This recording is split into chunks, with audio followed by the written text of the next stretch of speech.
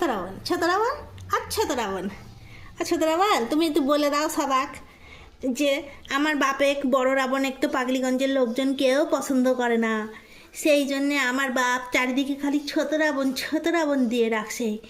আজ থেকে 1-2 বছর পর পাগলিগঞ্জে শুধু ছোট রাবণ আর ছোট রাবণ হবে, আর কেউ থাকবে না পাগলিগঞ্জে। কত রাবণকে তাড়াবে চারিদিকে।